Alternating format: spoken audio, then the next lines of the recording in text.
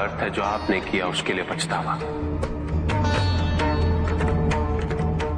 यदि आप चोरी करते हैं तो आप चोरी के लिए पछता लेते, आप हिंसा करते हैं तो आप हिंसा के लिए पछता लेते। आपको दोष अपने दुष्कृत्य में अवश्य दिखता है, किंतु अपने आप में नहीं।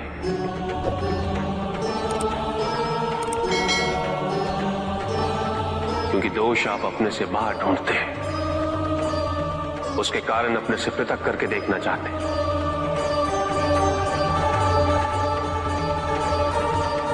यदि आप ऐसा नहीं करेंगे तो अपने अहम को, अपने अहंकार को सुरक्षित कैसे रख पाएंगे? और इसके लिए सबसे सरल माध्यम बन जाता है पश्चाताप। तपस्या तो सभी करते हैं, किंतु केवल अपने स्वार्थ में। कोई भी ईश्वर को प्राप्त करने के लिए तपस्या नहीं करता।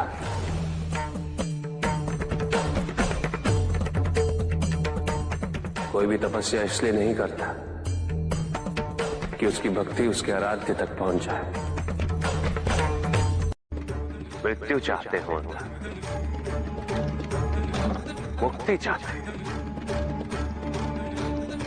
किंतु मृत्यु से मुक्ति प्राप्त नहीं होती। ना ही मृत्यु जीवन का अंत होती।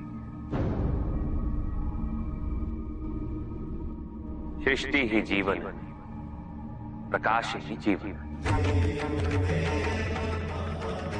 और यदि जब हम नेत्र खोले और हमें प्रकाश की अनुभूति ना हो, तो इसका यह अर्थ नहीं कि प्रकाश कहीं नहीं। प्रकाश है। आवश्यकता है तो अपने नेत्र खोलकर अंधकार के परे दे दे।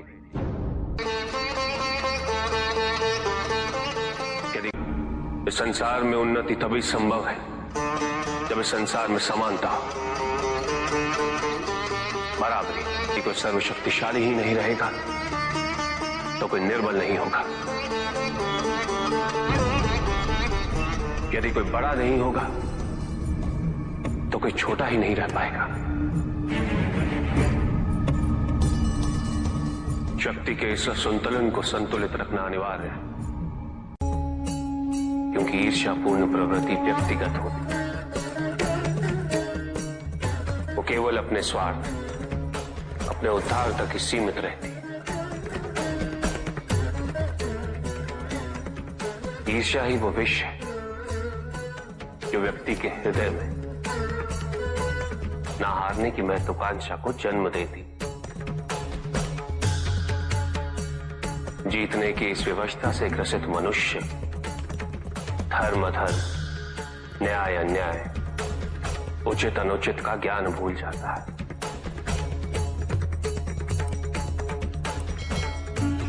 संवेदना, करुणा भूल जाता है।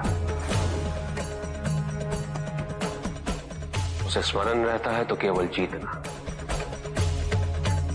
भले ही वो छल कपट के माध्यम से ही क्यों ना हो। एक असुर था, एग्रिप। एक दिन वो ब्रह्मलोक गया।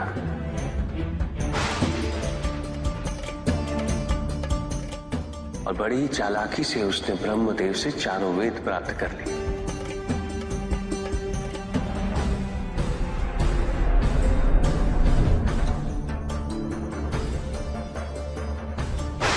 और जाके समुद्र में छुप गया, क्योंकि सारा ज्ञान वेदों में निहित है। इसलिए संसार से सारा ज्ञान चला गया। जब अज्ञानता का अंधकार फैलता है तो अधर्म बढ़ने लगता है। भगवान विष्णु सब देख रहे थे। उन्हें ज्ञान था कि शीघ्र पृथ्वी लोक पर प्रलय आने वाला है।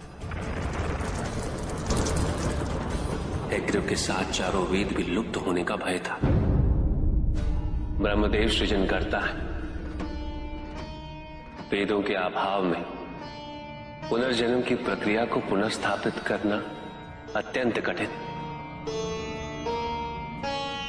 इसीलिए हैग्रीव से उन वेदों को पुनः प्राप्त करना अनिवार्य था। तो भगवान विष्णु ने क्या किया? भगवान विष्णु ने एक मत्स्य रूप धारण किया। वो एक मछली बने और नदी में उतरे। राजा सत्यव्रत स्नान कर रहे थे। एक छोटी सी मछली उनके हाथ में आ गई। इतनी छोटी मछली? भगवान विष्णु? हाँ, राजा सत्यव्रत उस मछली को जल में छोड़ने जा ही रहे थे कि उस मछली ने बड़ी मछलियों का भय जताते हुए उनसे विनती की। उनसे कहा कि वो उसे अपने साथ ले चले। राजा सत्यव्रत अत्यंत दयालु थे। मछली को अपने कमंडल में शरण दे दी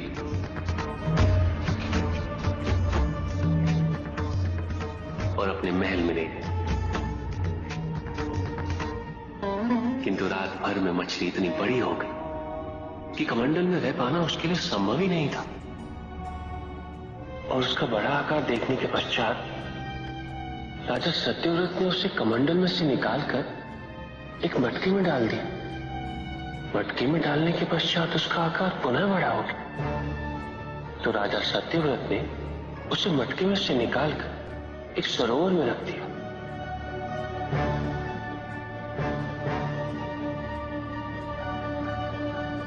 किंतु उस एक ही रात में सरोवर में रखने के पश्चात भी उसका आकार इतना बड़ा हो गया कि उसे नदी में रखना पड़ा। किंतु नदी में रखने के पश्चात भी उसका आकार पुनः बड़ा हो और इतना बड़ा हो गया कि यदि उसे महासागर में नहीं रखा जाता तो उसकी मृत्यु निश्चित थी। राजा सत्यव्रत उसे महासागर की ओर ले गए।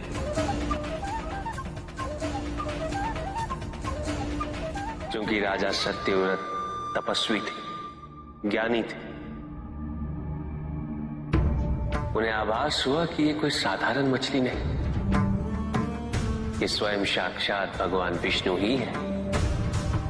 भगवान विष्णु राजा सत्यव्रत की उदारता से अत्यंत प्रसन्न थे। इसीलिए उन्होंने राजा सत्यव्रत को मत्स्य रूप धारण करने का कारण बताया। साथ ही उन्होंने सत्यव्रत से कहा कि आज से 7वें दिन प्रलय आएगा, समस्त पृथ्वी जल में समा जाएगी। किंतु आप सप्तऋषियों के साथ साथ अनाज, वनस्पति व अशुद्धों की प्रत्येक प्रजाति के बीज और प्रत्येक पशु का एक एक जोड़ा लेकर एक विशाल नौका में सवार होकर मेरी प्रतीक्षा कीजिएगा। केवल एक ही स्थान ऐसा होगा जिसकी ऊंचाइयों को जल छू नहीं पाएगा। मैं लौटूंगा और आपको वहां लेके चलूंगा। ऐसा कौन सा स्थान था? हिमालय पर, अर्थात तुम्हारी माता के पिता हिमालय। फिर क्या हुआ? ऐसा कह के भगवान विष्णु समुद्र में चले गए और अपने मत्स्य रूप में उन्होंने हैग्रीव को ढूंढ निकाला। उस दुष्ट का वध करके वेदों को पुनः प्राप्त कर लिया। तो क्या प्रलय आया?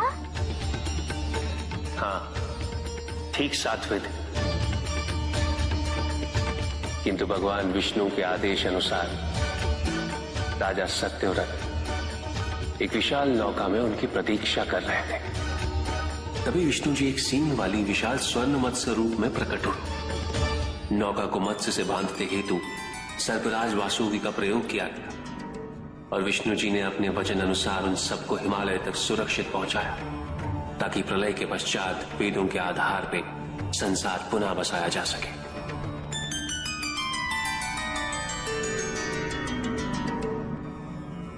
राजा सत्यव्रत मनु कहलाए। मनु अर्थात मानव जाति के प्रजनक। इसी प्रकार भगवान विष्णु ने न केवल वेदों को पुनः प्राप्त कर, अपितु समस्त संसार का कल्याण भी। अर्थात भगवान हर संकट में अपने भक्तों की सहायता अवश्य करते हैं। अस्थिरता तो केवल अविश्वास से आती है। स्थिरता के लिए विश्वास अनिवार्य है। विश्वास और शांति की निरंतरता बनाए रखना कैसे संभव है? इस नकारात्मकता का प्रसार हम कैसे रोकें प्रभु? केवल इस जागरूकता से कि सब कुछ अहम से संबद्ध नहीं। जब भी किसी व्यक्ति के कार्य में अहम भाव प्रबल हो तो अहंकार व्यक्ति जैसा भी हो उसे अस्तित्व केवल वैसा ही प्राप्त होता है। व्यक्ति यदि अपने कर्मों के लिए अपने को उत्तरदायी समझे तो वो स्वतंत्र था। जब तक व्यक्ति किसी और को उत्तरदायी समझेगा तब तक वो निर्भर रहेगा। व्यक्ति यदि ये सोचे कि उसके दुख का कारण कोई और है तो वो सुखी कैसे रह पाएगा? यह असंभव है, क्योंकि दूसरों को परिवर्तित करना उसके वश में नहीं। वो तो केवल अपने आप को परिवर्तित कर सकता है। यही एक स्वतंत्रता है उसके पास। जो पीड़ा है, जो कष्ट है, वो व्यक्ति के अपने फल है, अपने निर्णय के फल। और जिस दिन वो अपने निर्णय परिवर्तित कर ले उसी दिन उसके जीवन में परिवर्तन भी आ जाएगा। जिन्होंने जीवन के प्रति घृणा सिखाई उन सभी व्यक्तियों ने पृथ्वी को नर्क बनाने में अपना योगदान दिया। इसलिए अधिकांश व्यक्ति अपने दोष, अपनी त्रुटियां और अपनी व्यर्थता को जीवन पर आरोपित कर मुक्त हो जाते हैं। उन्हें लगता है कि जीवन ऐसा ही होता है और उसके समक्ष वो विवश है। वो ये नहीं समझते कि वो जिन प्रवृत्तियों को लिए वो प्रवृत्तियां दुख को जन्म देने वाली वृत्तियां हैं। वो अपनी अज्ञानता के गहराई से अनभिज्ञ है और वो अपने अहंकार में ये स्वीकार नहीं कर पाते कि वो तो कुछ जानते ही नहीं। अहंकार सर्वज्ञता का भ्रम उत्पन्न करता है। न जानने की स्वीकृति बहुत बड़ी विनम्रता है और वही पवित्रता भी है। हमें संसार में संतुलन को बनाए रखने के लिए पवित्रता के आधिक्य की आवश्यकता है। किंतु प्रभु, इस पवित्रता में कौन से लक्षण अनिवार्य हैं?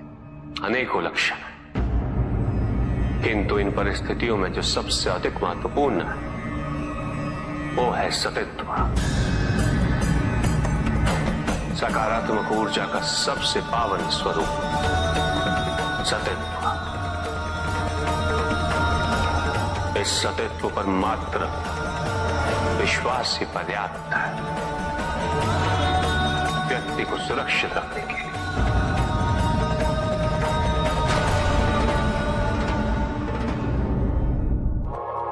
एक बार व्यक्ति सतित्व पर विश्वास कर ले तो नकारात्मकता सदैव के लिए दूर हो जाती है और संतुलन स्थापित होता है। अहंकार तो हानिकारक है ही, किंतु सतित्व पर अहंकार घातक होता है।